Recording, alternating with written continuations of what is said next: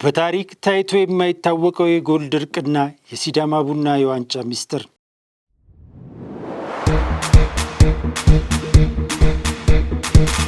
የ2018 የኢትዮጵያ ፕሪሚየር ሊግ ትናንት ፍጻሜውን አግኝቷል።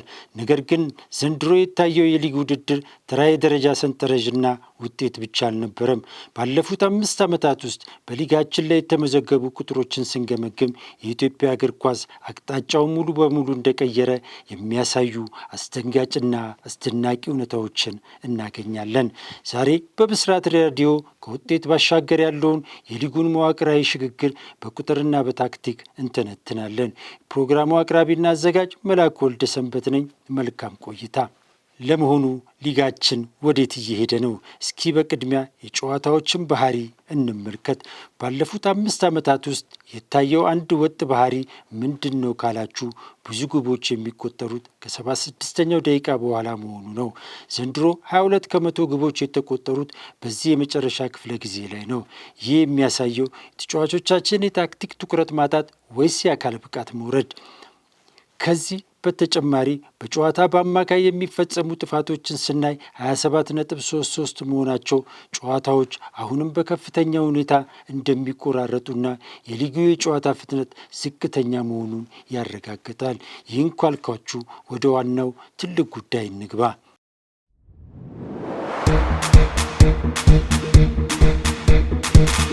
የዘንድሮን ዓመት ካለፉት 5 ዓመታት ልዩ የሚያደርገው ታሪካዊ የጎል ድርቅ ጉዳይ ነው። በ2015 የነበረው ከፍተኛ የሙከራ መጠን 20.94 የነበረ ሲሆን ዘንድሮ ወደ 14.42 በከፍተኛ ሁኔታ ወርዷል። ይህ የሙከራዎች መቀነስ ሊጉን ወደ ፍጹም መከላከል እንዲቀየር አድርጎታል። በ2015 በጨዋታ በአማካይ 2.44 ግቦች ይቆጠሩ ከነበረበት ዘንድሮ የሊጉ አማካይ ግብ ወደ 1.78 አሽቆልቁሏል። ይህ ብቻ አይደለም። የኮከብ ግብ አግቢዎችን ምርታማነት ስንመለከት ደግሞ በ2013 ዓ.ም ኮከብ ጎል አስቆጣሪ የነበረው የኢትዮጵያ ቡናው አቡበከር ናስር 29 ግቦችን ሲያስቆጥር ዘንድሮ ግን በጋራ የሊጉ ኮከብ አጥቂ የሆኑት ታምራት እያሱና ናትናኤል ዳንኤል 15 ጎል ላይ ብቻ ድርቅ ብለው ቀርተዋል። እንደ ቡድን ሻምፒዮኑ ሲዳማ ቡና ያስቆጠረው ዓመታዊ ጎልም ቢሆን በአማካኝ ያለፉት 4 ሻምፒዮኖች ካስቆጠሩት አይደለም፣ ዘንድሮ 3ኛ ሆኖ ካጠናቀቀው መቻል በአንድ ጎል ያንሳል። ከሁሉ በላይ ሊጉን የሚገልጸው ጎል ያልተቆጠረበት ጨዋታ መጠን ነው። በ2013 የነበረው የክሊንሺት መጠን 65 ከመቶ የነበረ ሲሆን ዘንድሮ 81 በመቶ ጨዋታዎች በክሊንሺት ተጠናቀዋል። ይህ ማለት ፕሪሚየር ሊጉ ሙሉ በሙሉ የተከላካዮችና ጎል እንዳይቆጠርብህ የማድረግ ፍልስፍና የነገሰበት እንደነበር ያሳያል። ታዲያ በዚህ የጎል ድርቅ ውስጥ የዘንድሮ ሻምፒዮን ሲዳማ ቡና ዋንጫውን እንዴት አነሳ? የሻምፒዮንነት ቀመር የሚገለጠው እዚህ ጋር ነው። ሲዳማ ቡና የዋንጫ መሰረቱን የጣለው ገና በሊጉ መጀመሪያ ላይ ነበር። በመጀመሪያዎቹ 5 ጨዋታዎች 12 ነጥብ፣ በመጀመሪያዎቹ 10 ጨዋታዎች ደግሞ 21 ነጥብ ሰብስቧል። ባለፉት ዓመታት ታሪክን እንደምናየው ከሆነ በመጀመሪያዎቹ 10 ጨዋታዎች 20 ነጥብና ከዛ በላይ ያመጡ ቡድኖች በሙሉ ዋንጫ አንስተዋል። ነገር ግን ሲዳማ ቡናን ልዩ የሚያደርገው አንድ አስደናቂ እውነት አለ። ቀደም ሲል ሻምፒዮን ለመሆን መሸነፍ ክልክል ነበር። ጊዮርጊስ በ2014 1 ጨዋታ ብቻ፣ በ2015 ደግሞ 2 ጨዋታ ብቻ ተሸንፎ ነው ዋንጫ ያነሳው። ፋሲል ከተማም ቢሆን በ2013 ዋንጫ ያነሳው 1 ጨዋታ ብቻ ተሸንፎ ነው።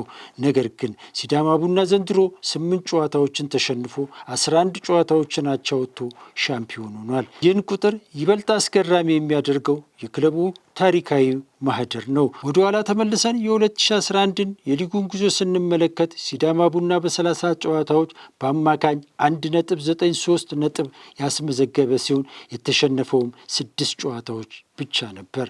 አስቡት፣ የዛሬ 7 ዓመት ሲዳማ ቡና ዘንድሮ ዋንጫ ካነሳበት እጅግ የላቀ ድንቅ አፈጻጸም አሳይቶ ግን ሊጉን ማጠናቀቅ የቻለው በሁለተኝነት ነው።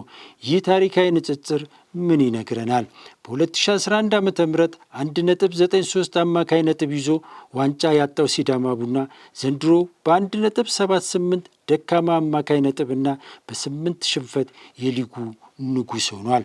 ይህ የሚያሳየው የዘንድሮ ሲዳማ ቡናን ጥንካሬ ሳይሆን የኢትዮጵያ ፕሪሚየር ሊግ ሻምፒዮንነት የነጥብ ጣሪያና የፉክክር ደረጃ በእጅጉ ማሽቆልቆሉ ትልቅ ማረጋገጫ ብቻ ሳይሆን የዘንድሮ ሊግ ወጥ አቋም ያለው ቡድን የጠፋበት፣ እርስ በርስ መበላላት የበዛበትና በከፍተኛ ሽንፈት ዋንጫ ማምጣት የተቻለበት የሊጉ የደረጃ መመጣጠን ማሳያ ነው። የዘንድሮ የ2018 የውድድር ዓመት መከላከል የጎላበት፣ አጥቂዎች የጠፉበት ግን ደግሞ ፉክክሩ እስከ መጨረሻው የጠነከረበት ነበር።